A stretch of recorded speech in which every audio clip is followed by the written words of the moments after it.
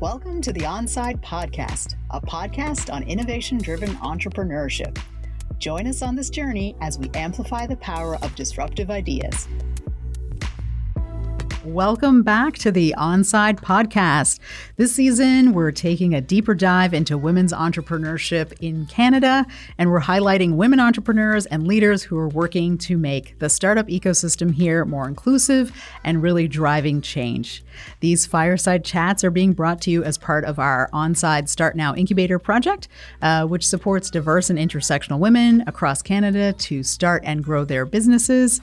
I'm your host, Alex McCann, and we are so excited to be having Constanza Safatle joining us. She is the CEO and founder of Newbornlander.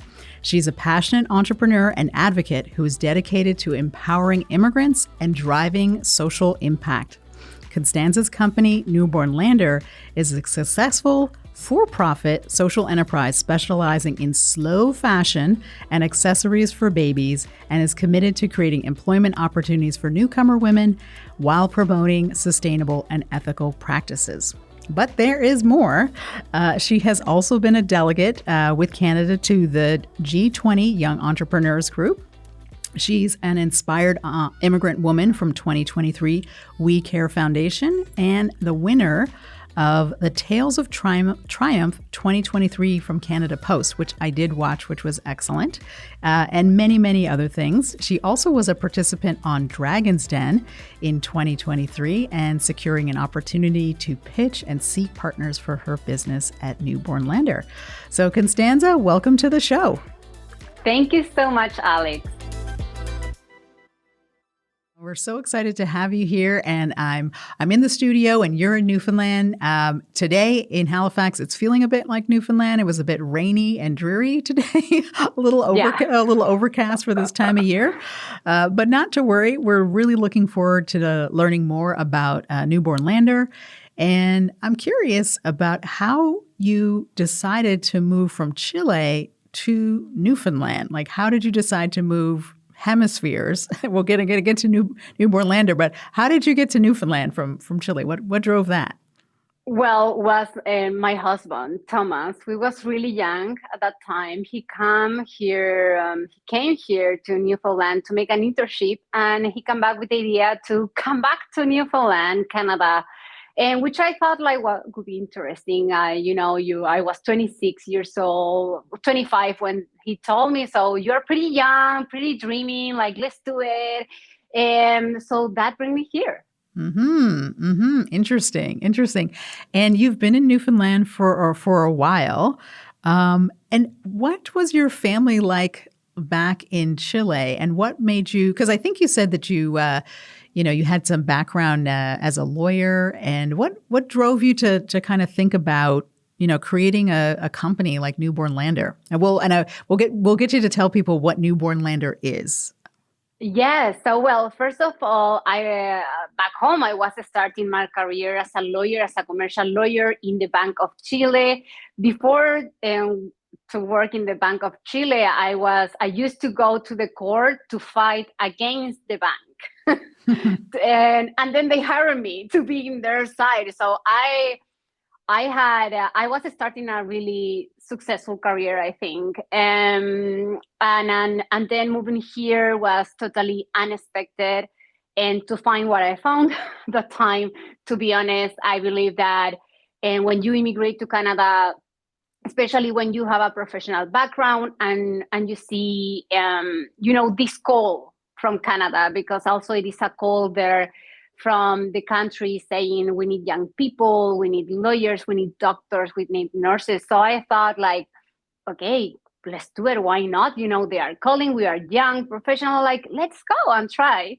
And so was pretty unexpected what I found, because I believe that you come, and I feel that it is a big part of accountability that I always think that Canada should be take when they make a call and they create expectations, and then what happened in the reality. So was a little pretty shocking time when I arrived, to be honest, to discover that I don't fit, that and when I say I don't fit, my immigration status don't fit at that time to allow to me to access to basics like learn English and to be able to find a job or get guidance in get a job. So to be honest, start a company was an answer, and I am sure that many immigrants can relate to this, to find a space for you and to show your skills in a way that can be valuable for the community. And that is why I started my business, because I couldn't find a job that bring me joy, but also at the same time where I can explode my potential, who truly I am. Mm-hmm. And that's why I started my company. Mm-hmm. So it was unexpected to start a company. Mm-hmm. That was a plan. Uh-huh.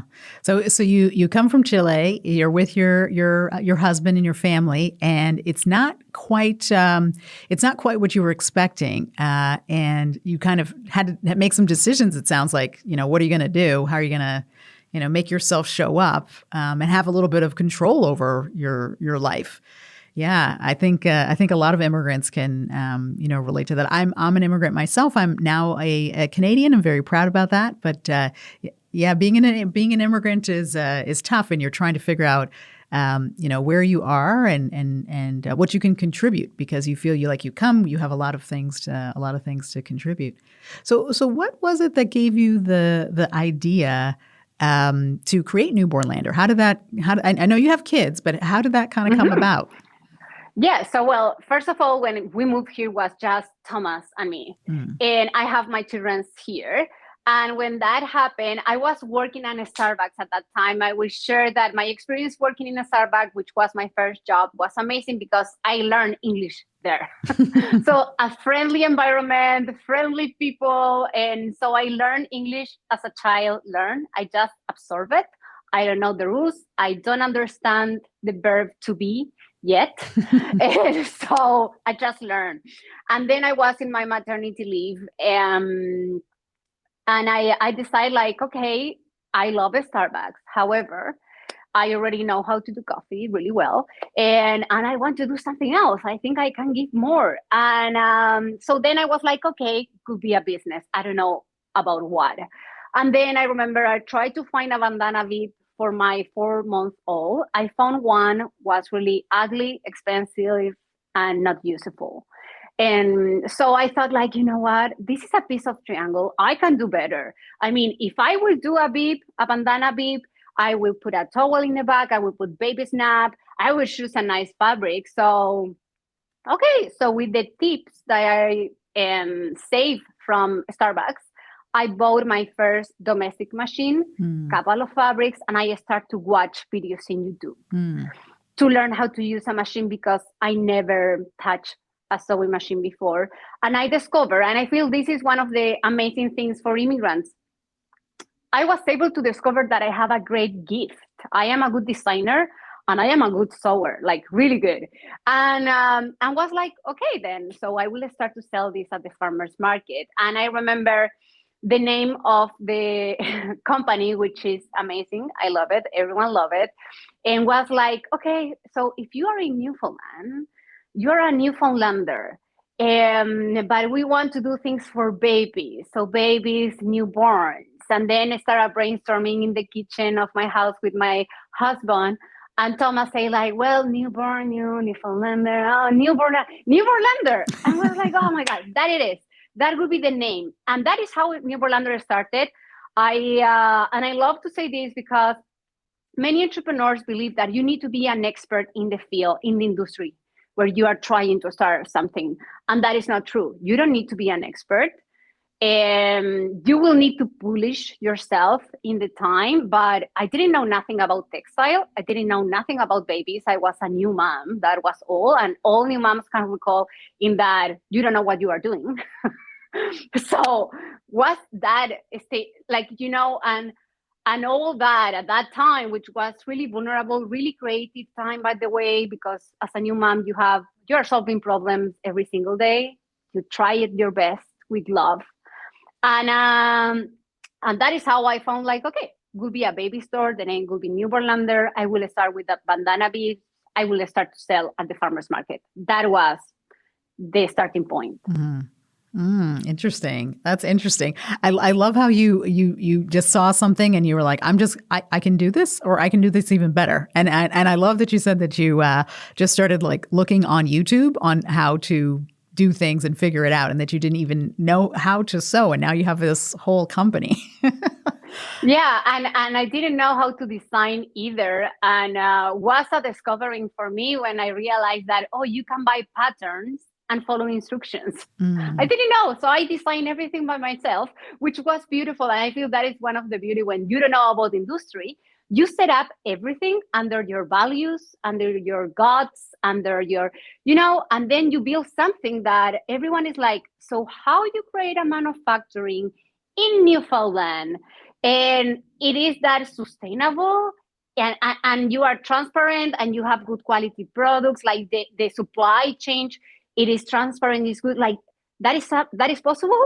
And yes, how I did it, I just did it, and many people believe that is not possible. It's not possible manufacturing in Canada. It's not possible, well, imagine in Newfoundland. It's not possible in manufacture with good quality products that are eco-friendly, and at the same time manufacturing in a way that is respectful for people that is behind the machine, and in a slow fashion. And it's like, oh yeah, all is possible, or I did it. Maybe if I will be super informed, I will say like, no, it's too hard. It is impossible.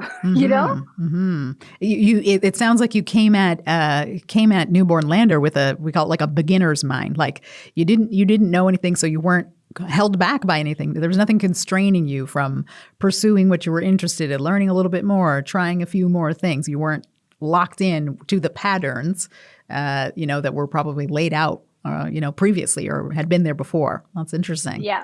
Yeah.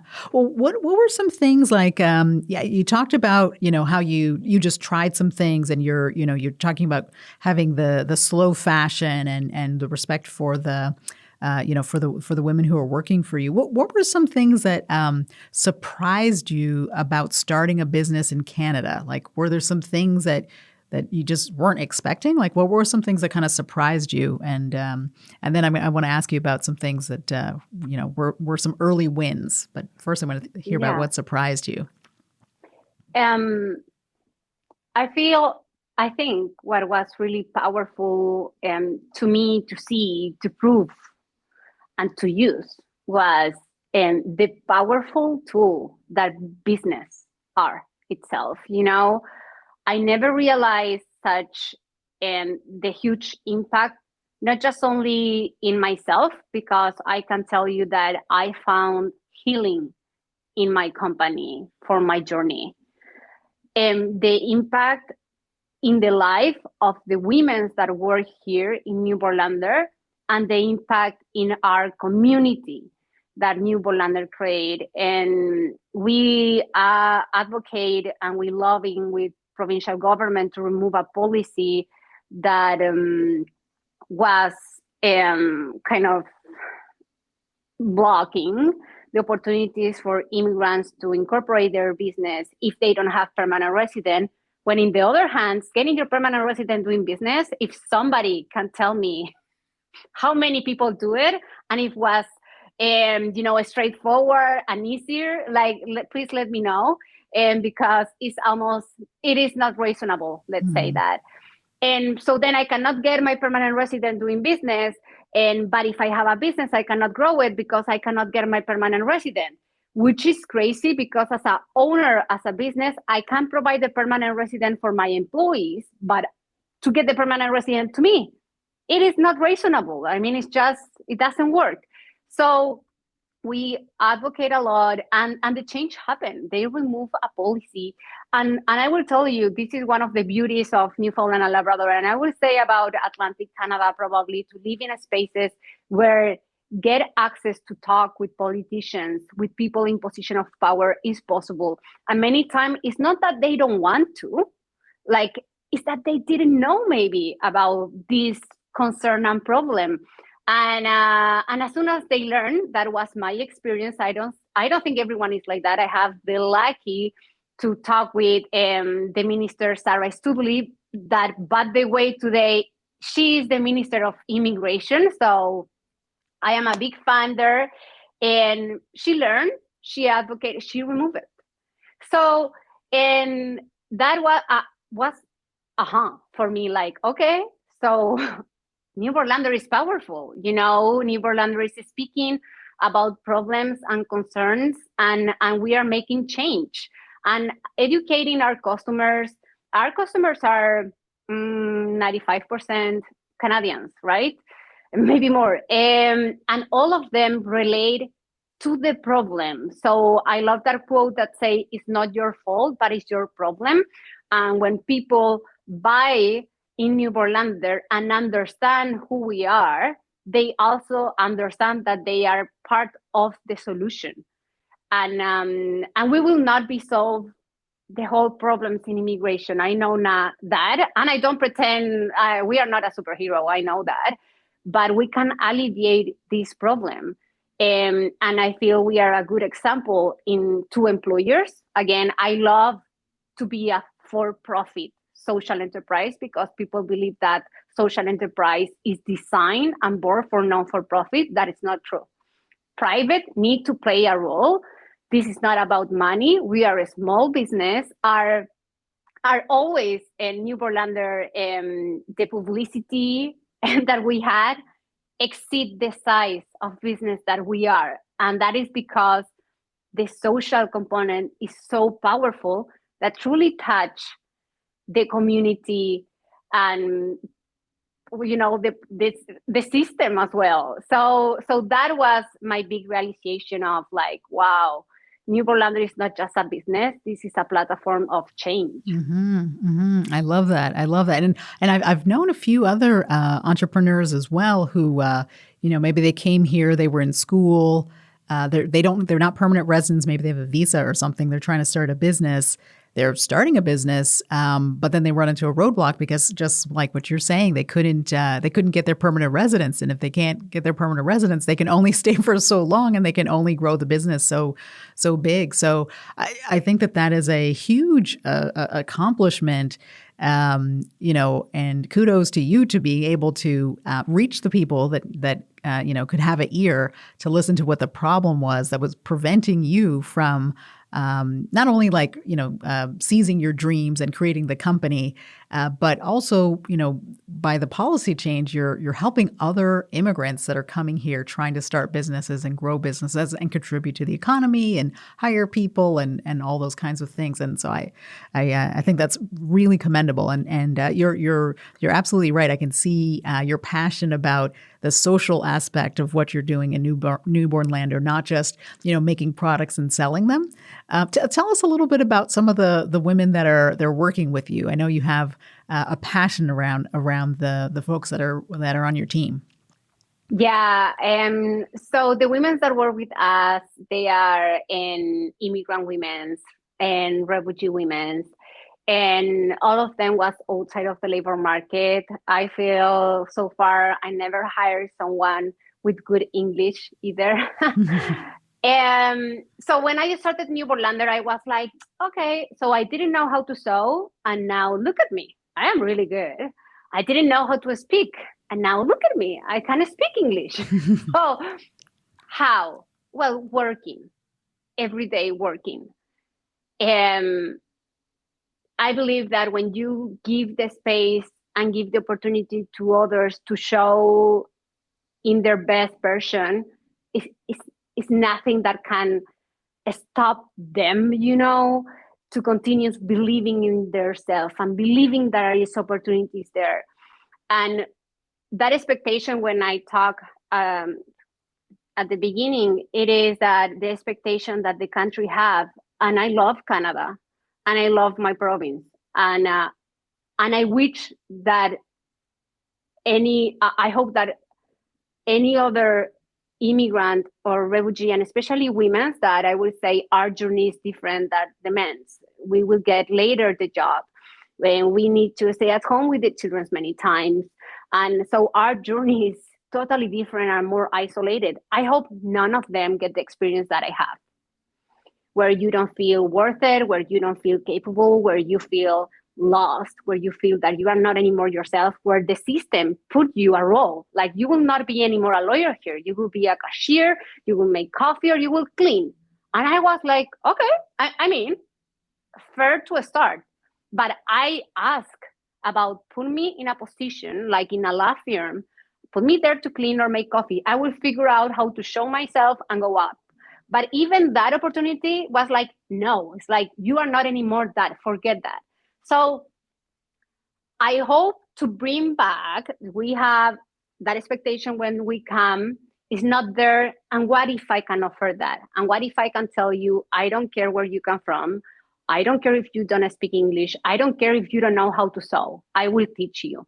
And I try to take the values that this country have and put them here. And put them when we sell a hat or any product, go with that Canadian flag. I hope that people that touch that product and the people that work here can believe that this really reflects what is Canada, you know?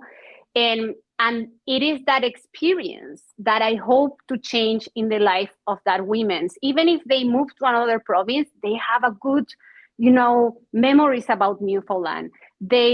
All of them learn English here without English classes. They attend the customers, and our customers know when they come here, they will not have an expert speaking English. Oh, no, they will need to figure out. I mean, this is a collaboration. And they love it and they like it.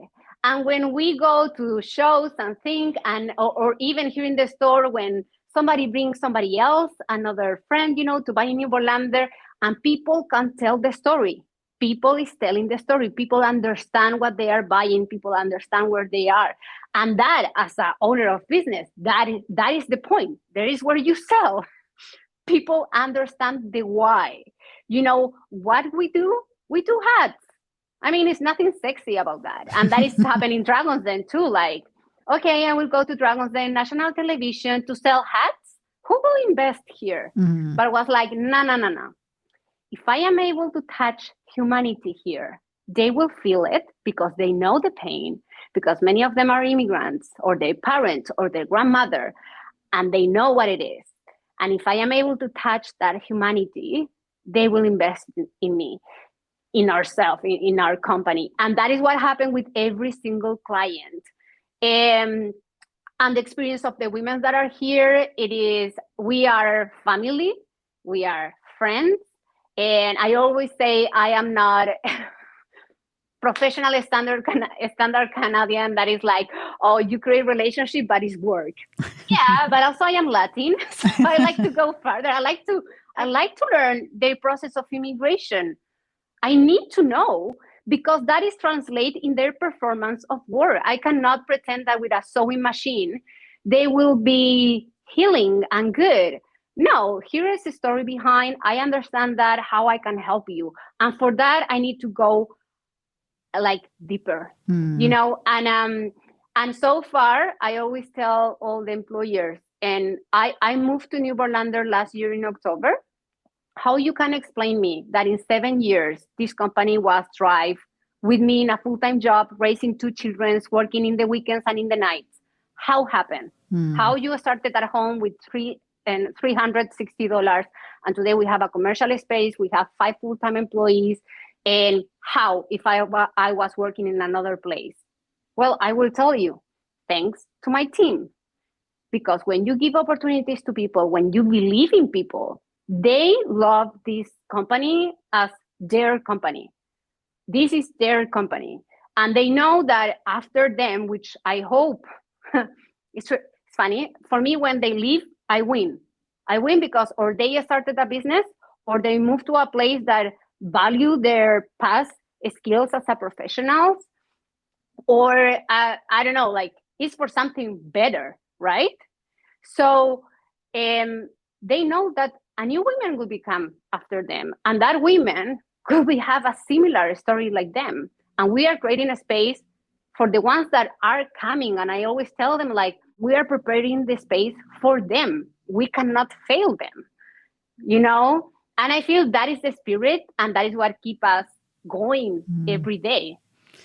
That's amazing. I love hearing you. I love hearing you talk about your team and the closeness that you have. And it's more than just a place to work. Obviously, it's you're bringing folks in. You're giving people opportunity. But as you said, it's almost like a family. It's almost like an extension of who you are, and your beliefs are driven right into the business. And what it sounds like, whether you're selling hats or baby bibs or any of those kind of products, your drive to make it as accepting and welcoming, and hopefully providing space for these women who are coming in. And you said that most of them didn't speak English. You have a comfortable place. If you're learning English, it's okay. And hopefully it sounds like you're preparing them and giving them some skills as well, whether to start their own business or move on and do something else. So it sounds like you found your people. Your people. I think when you're an entrepreneur, you need to find your people through your team and the ones that are supporting you. So I think that's pretty fantastic. You mentioned a little bit just now. About being on Dragon's Den. And I wonder if you could talk a little bit about that experience of what it was like to, be asked or prepared to go on a show like Dragon's Den. It's, it's super well known. And anything that you wish that you had known more before you did the show, and anything that you feel like was wonderful about it, or that you got something out of it. So just curious about kind of that experience and how you prepared, and what you wish you would have known, and then anything that might have been good. Yeah. So, well, listen, so I shared that I moved here in October last year, and but I decided to move to Newfoundlander in like month before that. I was an executive director to a non-for-profit.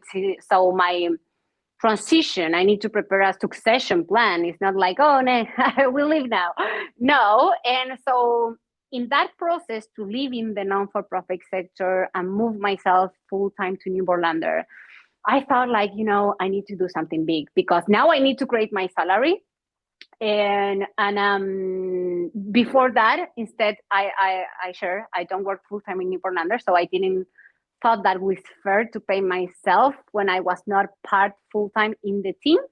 And so I reinvest everything like in hiring other people and delegate, of course, to grow the business. So when come this situation, I thought I need to do something big to move full-time to Newbornlander and get the business to another stage.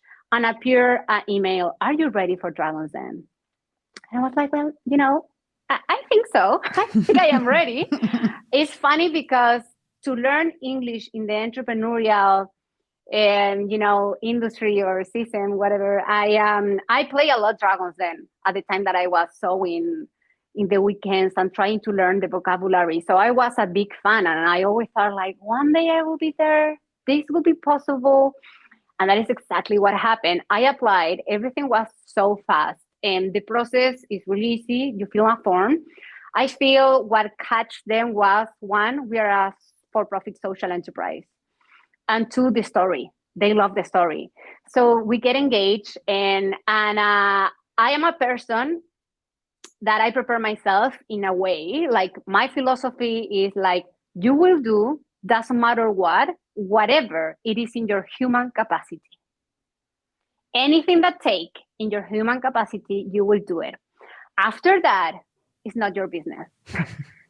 It's the universe, it's God, call it as you want. It's not your business.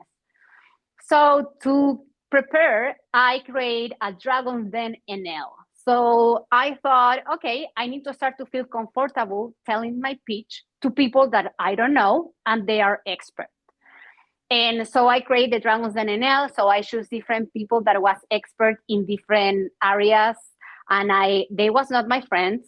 Maybe they didn't know about me. And I wrote to them from LinkedIn or an email, whatever, Instagram, and say like, hi, I am Constanza. I will go to the Dragon's Den. Do you want to be my Dragon's Den NL? like give me 10 minutes. My pitch needs to be 2 minutes. and you can give me feedback and I pay for the coffee. That was all. Mm-hmm. Everyone was like, please, like, I am so excited to be part of this. So I feel that is the first thing. Like I didn't hire a consultant, expert. No, this was pretty organic, works really well.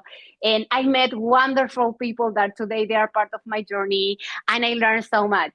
And then my friends and everything, I say like, listen, I am pretty focused right now. So I will not be a lot of available because I need to studying literally. I need to learn about numbers. I am a lawyer. I didn't see numbers for many, many years. I hate them.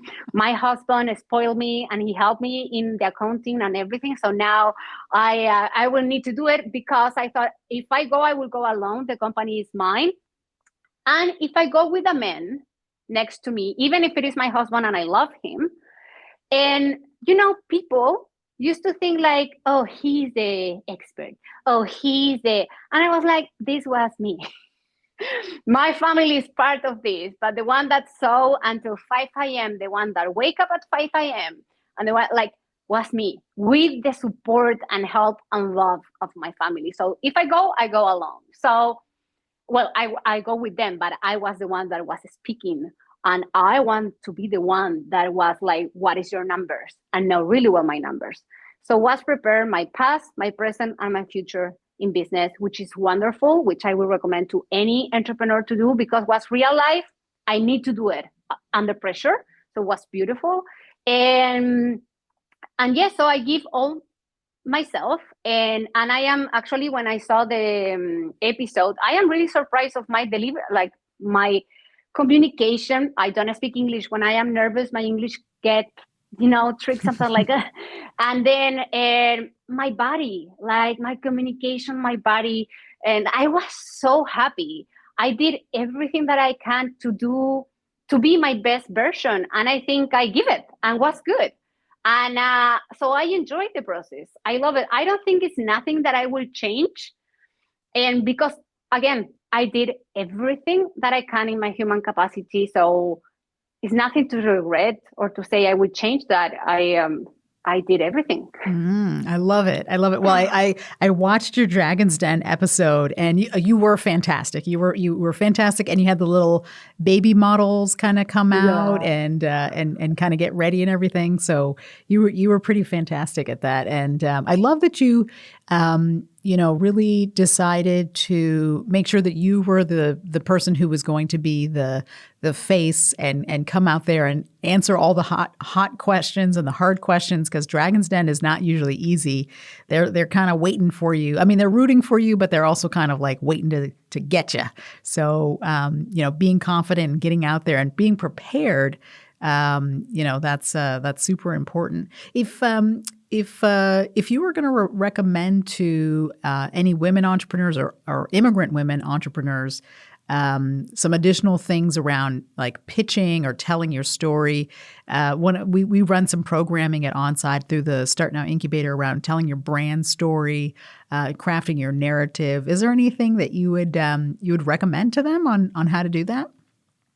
Yeah, so I have different tips. And maybe if your English is not great, just do it in your born language and then you translate, then and memorize. Then I don't say the pitch in the way that should be, which is good because it's your own way and need to be natural.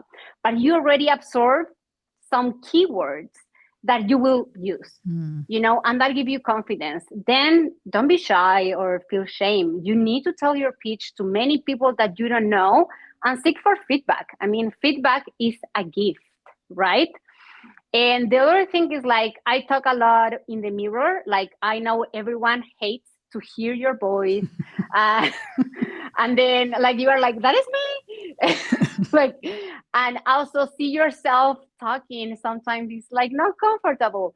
But I record myself and listen later. I hate it. I did it again. Okay. And then in the camera, like in your cell phone, you can record yourself and see how you move the hands, and when you take the time, when you touch yourself, when you do this, and your hands can be up all the time, always giving.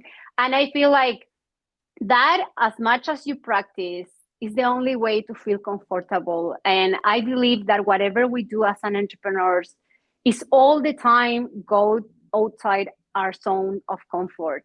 And it is uncomfortable, but you can create that zone of comfortable when you practice, and then it's not anymore a struggle, and then you see yourself and you feel proud about yourself. And you don't need to hire in again a consultant. Like, we are entrepreneurs, we don't have money. So you need to find the way, and that is the way, and that is how I did. I am really proud about, again, when I see myself, I am like, sometimes I saw the dragons and I am like, I will not go there, because it's real life. They can destroy you in national television, And when I was there, I was like, I hope to be the voice of many other immigrants that are watching this, and they can say, I can do it too, and I can be there too, and I don't need to have a sexy tech entrepreneurship. And no, we are sewing. We are in Newfoundland. I was not an expert, and here we are. So you can do it too. And so I feel, that is the best way to help yourself. I studying every single dragon, listen their podcast if they have any, learning about their life, to touch the point that was painful for them. Because again, you don't want the business, like we manufacture baby accessories. Again, it's not sexy. And we are not a hot business. But it is the story. Like, what can be more powerful of your story that is good, is unique, is authentic? Everyone want to hear it. Everyone want to buy it. Everyone want to gift a Newfoundlander hat, because you can tell a story too. And that is the value. That is the secret sauce. I love it. I love it. I this is very interesting to me because, we talk a lot at Onside. We talk a lot about innovation and entrepreneurship and all these kinds of things. And, you're running a social enterprise, a for-profit social enterprise, and you're doing all kinds of interesting, creative things with, the people you're hiring and, your products. But I'm really hearing in what you're saying about the power of your story, the power of telling that story, and how it sort of elevated what you were doing and helped you to make your business even more than what it is, more than just the hats and the baby things and things like that. And it's really this has turned into a bit of a platform. Obviously, you've got some policy changes. You're doing some other kinds of things. So it's really inspiring and interesting to hear you talk about that. Yeah, that's fantastic. That's fantastic. What we talk, just because I mentioned around innovation, and it is something that we do talk about at Onside, and it's something that's important across Canada, and a lot of women are a little nervous in their businesses to think about innovation. Is this something that you have thought about with your business, maybe like in your processes, or how you hire or how you manufacture? I know you talked a lot about how you created, you started sewing and doing some things like that. Do you think about innovation when you're thinking about your business? Well, yes, as an entrepreneur is part of the equation, right? But I believe that, first of all, you don't need to pretend. Okay, many people is like, oh, I am ahead, like a way of tech, like how I incorporate tech into a manufacturing with sewing machine, which, by the way, one of the problem of like putting like robots and things is that if I do that, I will take away my social, so how I will do this? The innovation piece for me come from really basic things, that how is your process of hiring people? Like, I feel we are pretty innovative and pioneers in doing that here in this province. One example of that is like my job post. I take care that would be not have, for example, acronyms, because white people would be understand acronyms. What an immigrants could be understand, acronyms that is not inclusive. Okay, maybe I can do this and job post in English, which is welcome to everyone, but also in other language. So if somebody read like, oh, this job, what is in Pashto? What is in Persian? What? Like, okay, it's in English. Because I hope that an Afghan woman would be read it and would be say like, okay, this is for me. This is a call, And then I ask in the interview, before the interview, like, do you need any support for the interview? Kind of, and it's not a translator. It's not an instructor. It is a interpreter. You need an interpreter for the interview. Yes, I need one, because I understand in the interview you want to express full yourself. If you don't have the language, how you will do that? How you will feel good about that? So if I want to see myself as an employer, the best version of that person in the interview, I need to create the space so that person can give the best, and language could be not a barrier. So, and that kind of things that make, like when we hire someone, it is any national day, tradition, cultural, religion day that I should be aware to create that space in this company. So the ones that have the religion, they are Muslim and they are fasting, I am like, okay, usually in your country, how you work with this, because you are not eating, you are in fasting, so you have an hour to eat. What do you do in that hour? And they was like, well, no, we don't eat. So we continue working. And then we take a little break, we continue working, and then we go before home early, and because we need to cook. Let's do it. Perfect. That sounds great to me. And we have breakfast, in Newfoundland to talk about everything, but not job. And when they are in fasting, it's like, hey, we will do a breakfast. If you want to go, great. If not, don't go, because we understand that you are doing fasting, it's hard, And so it's creating the space. And I believe innovation is not always about money and implementing a tech thing in your company. It is, okay, this is the rules. This is how works the system. This is how companies do the things every day. How I can do it differently. It is a way that, again, a small business, not a lot of money. So you can find a way to do the things differently, to be creative, to be innovative in the way, in the daily things, how to do things, from the beginning, from manufacturing, I will do it differently. I will do it in this and this way. In hiring, I want to do it differently. I don't want to, I will do it in this and this way. The check-in meetings, the holidays. We give now one of my team members, she's in Brazil, she's from Brazil, and she's there already for a month. I need to wait for already for a half month. I am in pain. But I am so happy that she go home and she have a month and a half. It's fine. When I go to my home, I do the same. So that kind of things, you can figure out how to give that freedom, that space to other people that how they feel, that, and I have the life experience, and maybe that make, a big ahead to other Canadians employers that they're done, but they might have somebody in their company that have a similar journey to apply this in their company, probably. And that is innovative. So let's go away of the tech, because everyone talk about tech. And yes, it is fully important. I use tech too in my company, but sometimes innovation is not 100% related to tech. Can be related to the basic, in how you do things every day. I love that. It's you have innovation for humans, innovation for life, for humans. Yes. So we're always like, do all the tech adoption things, but what are the other things? And I think actually, especially now, we've come out of COVID, and people are feeling very disconnected, from each other still. And so these things of, creating community, creating space, creating opportunities to reconnect with your family in another country, or these kinds of things are super important, and probably help with, we would say, use the words talent retention, but keep your team together, keep people productive, people invested in wanting to continue to make awesome new products and do cool new things.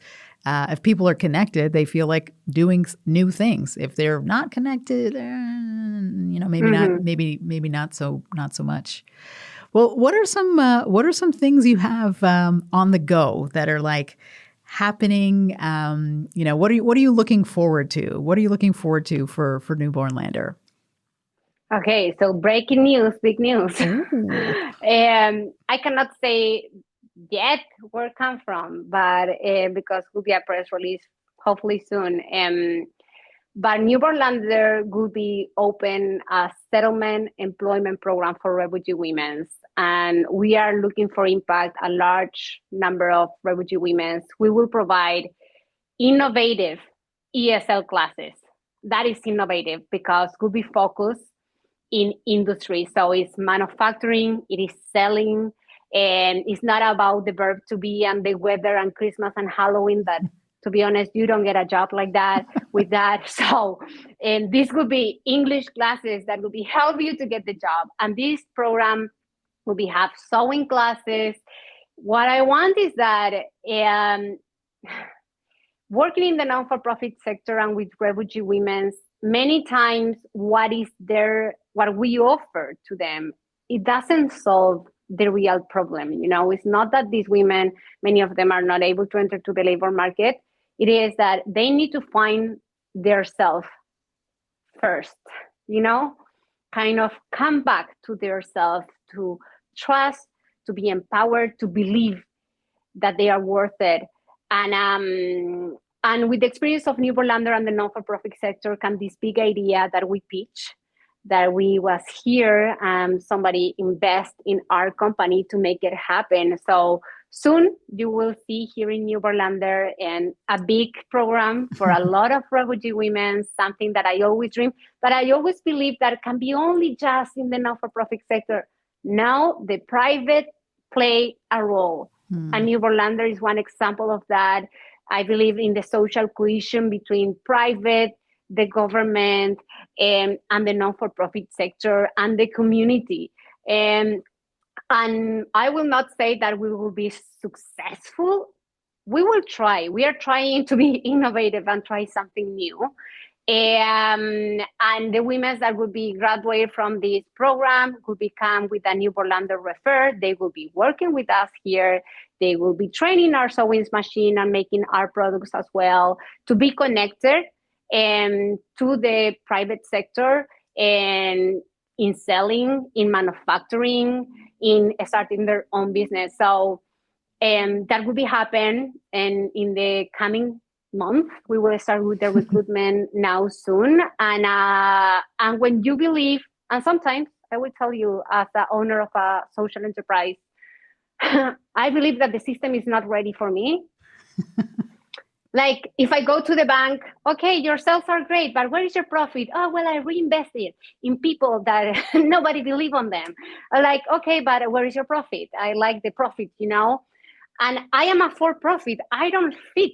And if we clap for social enterprise, sure, claps, awards, news, who cares? I don't pay the bills with that. So then it's nothing bill. When I say it's nothing bill for social enterprise, at least here yet, is because for the system, for a bank or for grants or for whatever, you need to be a not-for-profit. Or so why you don't have your profit if you are a for-profit? And it's like, yes, but we are here, and somebody is paying the true cost. And as a small business, I cannot pay the whole cost because we don't have that cash flow. And again, I didn't come to Newfoundland to sew hats and to be the women selling hats in Newfoundland. That is not who we are. We are here to make huge impact, and it's real. Some people is watching. Some people is watching you and what you are doing. And if they believe in you, they invest in your company. And I am excited for this opportunity. My dream from here, it is grow and move to another province and to another province and create this settlement employment program here for refugee and there and there and there. The appetite to have Canadian handmade things here is huge. Outside the country is higher for what Canada means. And I hope that people understand that what we sell is not just a hat. It is the values from the country. It is the hope for women. It is about the stories of women that come for freedom.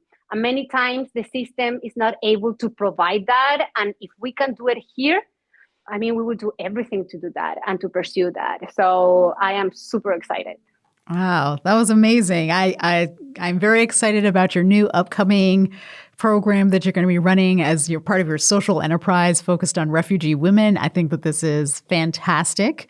I can feel your passion, and I really can't wait to see it let the rubber hit the road. Yeah, let the rubber hit the road on this work. I think it's fantastic. And in a lot of our programs too, we have a lot of immigrant women who are entrepreneurial. Actually, some of the most entrepreneurial women in Canada are immigrant or refugee women, which we talked about kind of out of necessity. So this is really fantastic. Constanza, I want to thank you for joining me today. If folks want to learn a little bit more about Newfoundlander or about you, what are some ways that people can connect and learn a little bit more about what you're up to?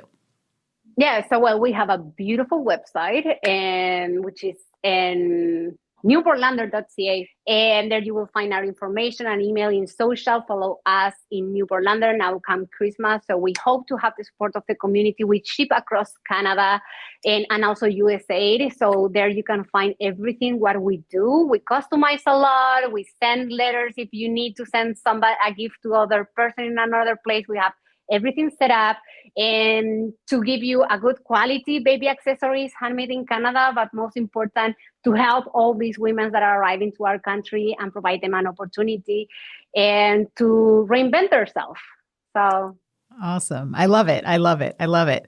Well, for our guests who have tuned in or who will tune in later, I want to, thank Constanza for joining us here today. To learn a little bit more about Onside, you can go to our website, which is onsidenow.ca. Check out our Start Now incubator. Of course, like and subscribe to the podcast, and follow us on Instagram or wherever else you feel is appropriate for you in social media. And with that, we'll wrap it up for today, and we'll see you guys next time. Thank you so much.